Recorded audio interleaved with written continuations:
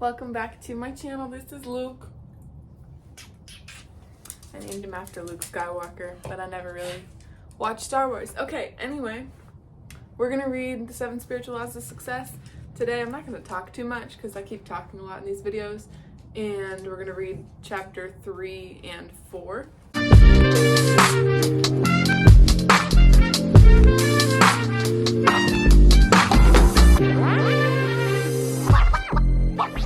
So, this is chapter 3, the law of karma, or cause and effect. And the little quote before says, "Karma is the eternal assertion of human freedom. Our thoughts, our words, and deeds are the threads of the net which we throw around ourselves." So, the third spiritual law of success is the law of karma, or cause and effect. Karma is both action and the consequence of that action. Everyone has heard the expression of what you sow is what you reap. If we want to create happiness in our lives, we must learn how to sow seeds of happiness. Therefore, the law of karma implies the action of conscious choice making. When we choose our actions, that brings happiness and success to others. The fruit of our karma is happiness and success. In every moment, we have to access an infinity of choices. Some choices are made consciously, while others are made unconsciously. Unfortunately, a lot of our choices are made unconsciously, and therefore we don't think they are our choices, and yet they are. As a result of conditioning, our choices are often triggered by people and circumstances into unpredictable outcomes. If I were to insult you, you'd most likely make the choice of being offended. If I were to pay you a compliment, you'd most likely make the choice of being flattered. But if you think about it, you could make the choice of not being offended by an insult. You could make the choice of not letting a compliment flatter you either. The best way to use karmic law is to step back and witness the choices you're making in every moment. When you make any choice, ask yourself 2 things. What are the consequences of this choice? And will the choice I'm making bring happiness to me and to those around me? There's always one choice that will create a maximum happiness for both you and those around you. This choice is the spontaneous right action because it's the action that nourishes you and everyone else who's influenced by that action. How do you make spontaneous right choices? By paying attention to the sensations of comfort or discomfort in your body. After the moment you make a choice, ask your body, what are the consequences of this choice? If your body sends a message of comfort, that's the right choice. If you feel uneasiness in your body, even as you ask the question, then it's not the appropriate choice. For some people, the message of comfort or discomfort is in the area of solar plexus. But for most people, it's in the area of the heart. Put your attention on your heart and ask your heart what to do. Then pay attention to how you feel.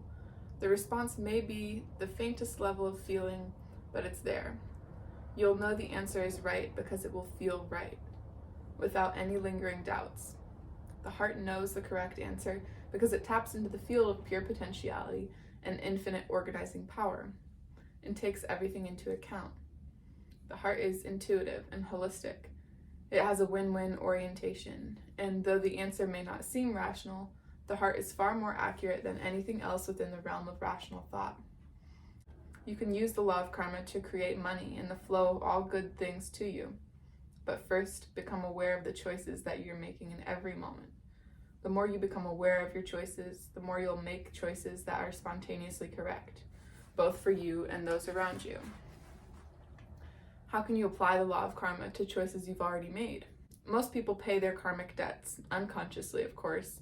Sometimes there's a lot of suffering involved, but the law of karma says no debt in the universe ever goes unpaid. If you want to transform your karma to a more desirable experience, look for the seed of opportunity within every adversity, and tie that seed of opportunity to your dharma, or purpose of life.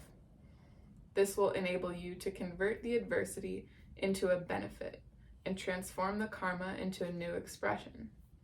Begin by asking yourself, what message is the universe giving me? What can I learn from this experience? And how can I make it useful to my fellow human beings? For example, if you break your leg while playing sports, perhaps the message is you need to slow down or be more attentive to your body. And if your purpose in life is to teach others, and by asking, what can I learn from this experience and how can I make it useful to my fellow human beings? You may decide to share what you've learned by writing a book or playing sports safely. This transforms your karma into a positive experience. You can also transcend the seeds of your karma by becoming independent of it. The way to do this is to keep experiencing the self, your spirit, by going into a silent meditation and coming out again. This is like washing a dirty piece of cloth in a stream of water. Each time you wash it, you take away a few stains and it gets a little cleaner. Every action is a karmic episode because action generates memory. Memory generates desire, and desire generates action again. As you become conscious of these seeds of manifestation, you become a conscious choice maker, and the actions you generate will be evolutionary. As long as karma is evolutionary, both for you and for those around you, then the fruit of karma will be happiness and success. To experience the law of karma, witness the choice you make in every moment. The best way to prepare for any moment in the future is to be fully conscious in the present. When you make a choice, ask yourself 2 questions. What are the consequences of this choice? And will this choice bring happiness to those who are affected by this choice? Ask your heart for guidance and be guided by its message of comfort or discomfort. If the choice feels comfortable, then go ahead with that choice. If the choice feels uncomfortable, then don't make that choice. All right, that was chapter 3. We're going on to chapter 4, the law of least effort. Okay, the quote at the beginning. An integral being knows without going, sees without looking, and accomplishes without doing. The law of least effort. The 4th spiritual law of success, the law of least effort, is based on the fact that nature's intelligence functions with effortless ease, with carefreeness, harmony, and love. This is the principle of do less and accomplish more. When we learn this lesson from nature, we can easily fulfill our desires. If we observe nature at work, we see that the least effort is expended. Grass doesn't try to grow, it just grows. Fish don't try to swim, they just swim. This is their intrinsic nature. It's the nature of the sun to shine, and it's human nature to make our dreams manifest into a physical form, easily and effortlessly. What is commonly called a miracle is actually an expression of the law of least effort. Least effort is expended when our actions are motivated by love, because nature is held together by the energy of love.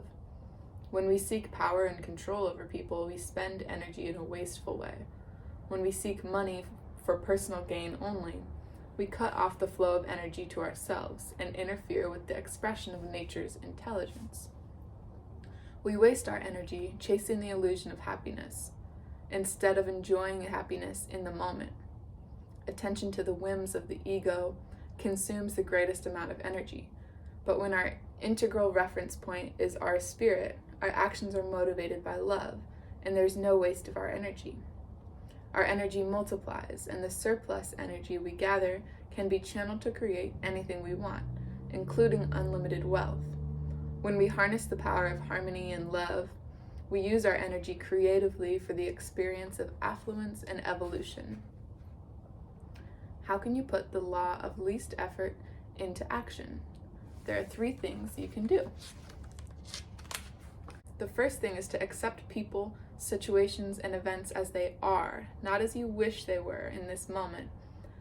This moment is as it should be, because it took the entire universe to make this moment. When you struggle against the moment, you struggle against the entire universe. You can intend for things to happen. You can intend for things to be different in the future, but in this moment, accept things as they are. The second thing is to take responsibility for your situation and for all the events you see as problems. This means not blaming anyone or anything for your situation, including yourself. Responsibility means the ability to have a creative response to the situation as it is now.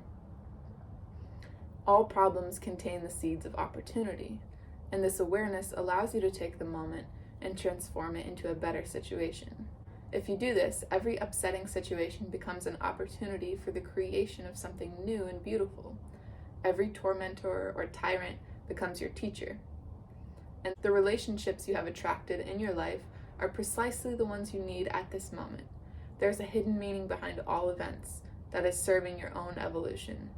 And if you choose to interpret reality in this way, then you will have many teachers and many opportunities to evolve. The third way to put the law of least effort into action is to practice defenselessness. This means relinquishing the need to convince others of your point of view. By doing this, you gain access to the enormous amounts of energy that have previously been wasted. When you have no point to defend, you stop fighting and resisting, and you can fully experience the present, which is a gift. When you embrace the present, you begin to experience the spirit within everything that is alive, and joy is born within you. As you drop the burden of defensiveness and resentment, you become lighthearted, joyous, and free. In this joyful, simple freedom, you will know that what you want is available to you wherever you want it, because your want is coming from a state of happiness, not from a state of anxiety and fear. The law of least effort assures us that there is always a simple, natural path to fulfillment.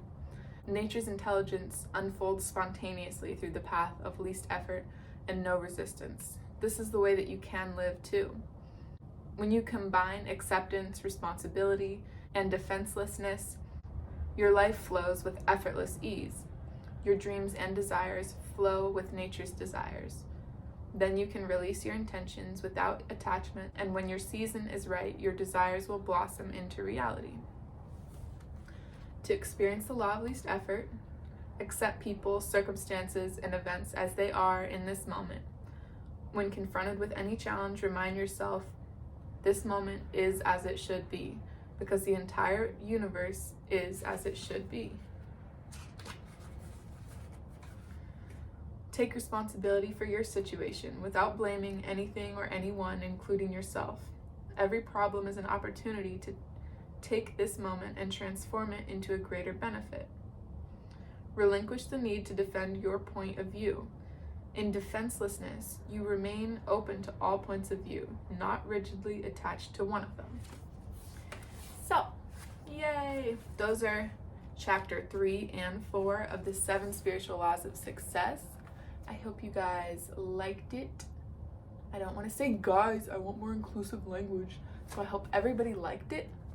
And I'll see you next week. And we'll go on to number 5, which is the law of intention and desire. And eventually I'll make videos of my thoughts.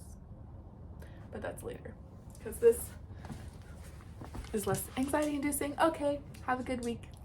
Bye.